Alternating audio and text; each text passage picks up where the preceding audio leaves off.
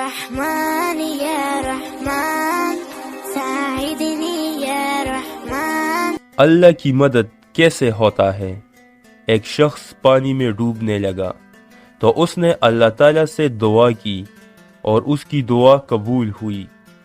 اسی وقت کشتی پر کچھ لوگ اسے بچانے کے لیے آ گئے۔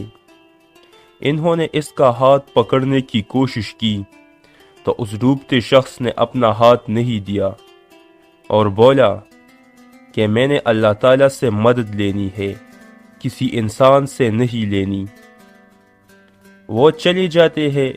وہ آدمی پھر دعا کرتا ہے تو 2-3 کشتیاں مزید اسے بچانے آ جاتی ہے، لیکن وہ ان کی مدد لینے سے بھی انکار کر دیتا ہے اور کہتا ہے کہ میں اللہ تعالیٰ سے مدد مانگوں گا۔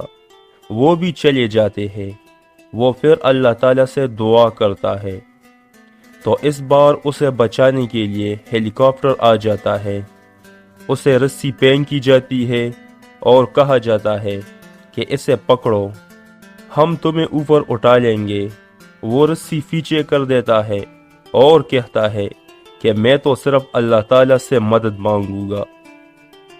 ہیلی کاپٹر چلا جاتا ہے اور وہ شخص ڈوب کر مر جاتا ہے۔ مرنے کے بعد جب وہ اللہ تعالیٰ کی دربار میں پیش ہوتا ہے تو اللہ تعالیٰ سے گلہ کرتا ہے کہ تو نے میری مدد کیوں نہیں کی؟ میں نے تجھے کتنی بار ہی پکارا تھا۔ اللہ تعالیٰ فرماتے ہیں کہ میں کئی بار تیری مدد کو آیا تھا۔ اس آدمی نے کہا وہ تو دوسرے لوگ تھے جو مجھے بچانے آئے تھے۔ اللہ تعالیٰ نے فرمایا وہ میں نے ہی بھیجے تھے۔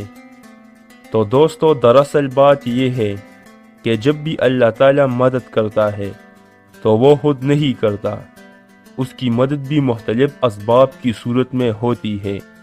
ہم تک اگر کوئی شے آنی ہے تو اس کا کوئی ذریعہ بن جاتا ہے۔